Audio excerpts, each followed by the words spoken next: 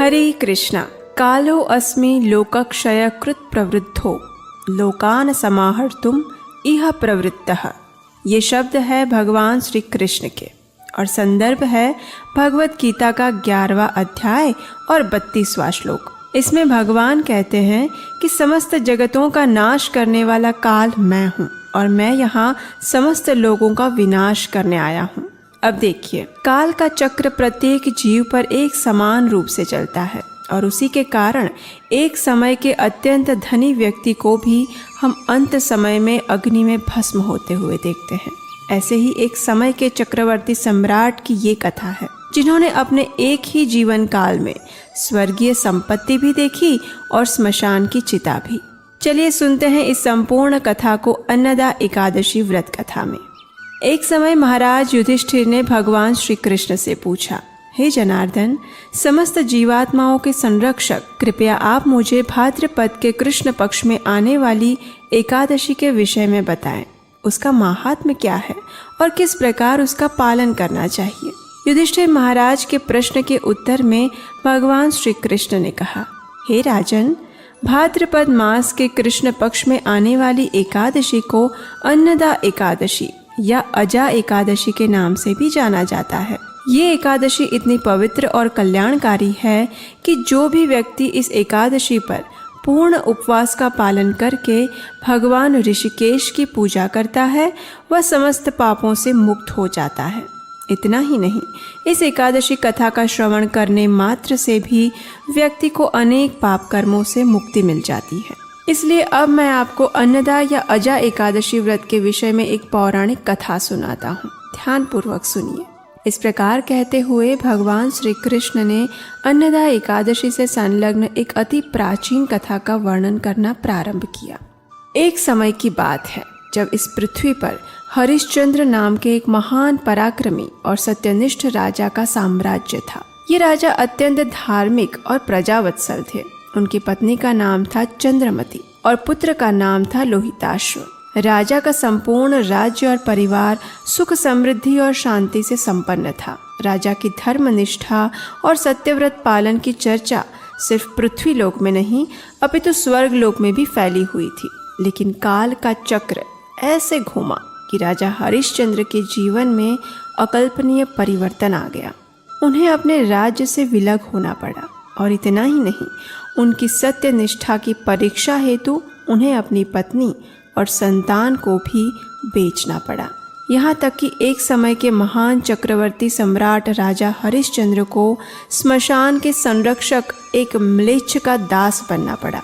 इस म्लेच्छ ने अपने सेवक बने राजा को मृत शरीरों के ऊपर से कपड़े एकत्रित करने का कार्य सौंपा था। इतना अधम कार्य करने के बाद भी राजा ने अपने चरित्र और सत्यनिष्ठा को यथावत बनाए रखा। इस प्रकार राजा हरिश्चंद्र ने अपने जीवन के अनेक वर्ष व्यतीत कर दिए। एक दिन अत्यंत दुखी अवस्था में राजा मन में ही विचार कर रहे थे, हे प्रभु, मेरी इस निस्सहाय अवस्था में कृपया मेरी सहायता करें। किस प्रकार मैं इस स्थिति से मुक्त हो सकता हूँ? कृपया मार्ग दिखाएं प्रभु। जब राजा इस प्रकार शोकमग्न अवस्था में विलाप कर रहे थे, उसी समय महान और तेजस्वी ऋषि गौतम वहां से जा रहे थे। उन्हें देखते ही राजा के मुख पर प्रसन्नता और आशा की रेखाएं प्रतिबिंबित हो उठी। राजा हरिश्चंद्र गौतम ऋषि के पास गए। उन्होंने उन्हें विनम्रता पूर्वक प्रणाम किया और ऋषि का यथोचित सत्कार किया। ऋषि गौतम ने राजा को आशीर्वाद देते हुए उनकी वर्तमान समस्या के विषय में पूछा। राजा ने अपना सारा वृत्तांत कह सुनाया। एक समय के महान चक्रवर्ती सम्राट की इस दयनीय स्थिति को देखकर गौतम ऋषि को स्वाभाविक रूप से उन पर करुणा आ गई।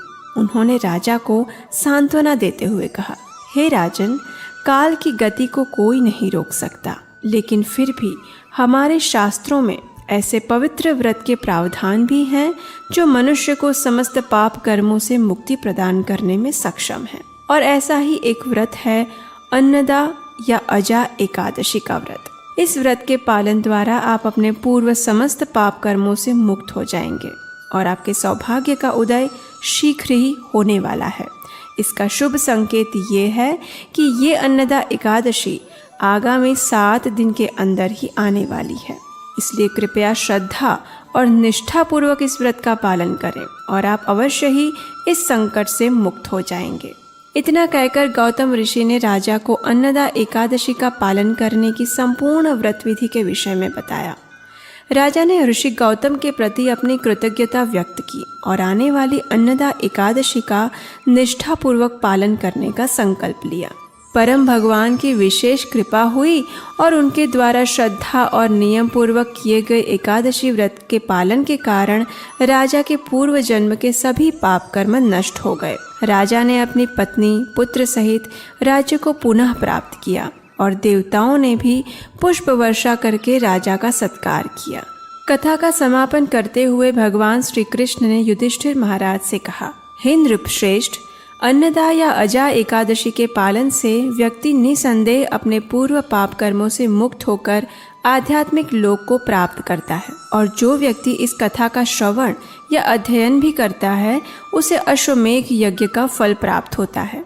चलिए अब हम आपको बताते हैं कि अन्नदा एकादशी व्रत का पालन करने की विधि क्या है। जो भी व्यक्ति इस एकादशी का पालन करना चाहता है उसे सर्वप्रथम एकादशी के दिन प्रातः ब्रह्म मुहूर्त में उठ जाना चाहिए। उठने के बाद स्नान इत्यादि दैनिक कार्यों से स्वच्छ होकर अपने घर में, मंदिर में या ऑनलाइन भगवान की मंगला आरती करनी चाहिए। उसके पश्चात हाथ में गंगा जल लेकर भगवान के समक्ष एकादशी व्रत का संकल्प लेते हुए इस मंत्र का उच्चारण करें। एकादश्यां निराहारः स्थित्वा अहं परेहनि भोक्ष्यामि पुंडरीकाक्ष शरणं मे भवाच्युत। इसका अर्थ है, एकादशी के दिन मैं भोजन से विरत रहूंगा और अगले दिन ही अन्न ग्रहण करूंगा। हे पुंडरीकाक्ष, हे अच्युत, कृपया मुझे अपनी शरण में लीजिए। इस प्रकार एकादशी व्रत का संकल्प लेकर अब आप तुलसी पूजन करें। तुलसी देवी को किसी उच्च आसन पर स्थापित करके उन्हें जल प्रदान करें और उनकी कम से कम 3 बार प्रदक्षिणा करें। तत्पश्चात आप तुलसी देवी के समक्ष बैठकर भगवान के पवित्र नाम हरे कृष्ण कृष्ण कृष्ण हरे हरे, हरे राम राम राम हरे हरे, इस महामंत्र का अधिक से अधिक मात्रा में जाप करें। संपूर्ण दिन के दौरान आप अपनी शारीरिक क्षमता अनुसार निर्जल जल के साथ, फल और दूध के साथ या फिर इन सब के उपरांत एकादशी प्रसाद के साथ उपवास का पालन करें। लेकिन किसी भी स्थिति में गेहूं, चावल, दाल, फलियां इत्यादि अन्न भोजन ग्रहण ना करें। संध्या के समय भगवान श्री कृष्ण के समक्ष और तुलसी देवी के समक्ष घी का दीपक प्रज्वलित करें और उनके समक्ष बैठकर हरे कृष्ण महामंत्र का कीर्तन करें। दूसरे दिन द्वादशी पर पुनः ब्रह्म मुहूर्त में उठकर स्नान इत्यादि से स्वच्छ होकर भगवान के समक्ष जाएं और भगवान से प्रार्थना करें कि वे इस एकादशी व्रत का स्वीकार करें और आपको परम भगवान श्री कृष्ण की शुद्ध प्रेमा भक्ति प्राप्त हो। इस प्रकार प्रार्थना करके संभव है तो ब्राह्मणों या वैष्णवों को भगवान को अर्पित प्रसाद दें और उसके पश्चात निर्धारित पारण समय पर किसी भी अन्न प्रसाद के साथ अपना व्रत खोलें। तो इस प्रकार आप अन्नदा या अजा एकादशी का निष्ठा और श्रद्धा पूर्वक पालन कर सकते हैं। यदि आपको लगता है कि इस वीडियो के माध्यम से आपको प्रमाणभूत जानकारी प्राप्त कराने में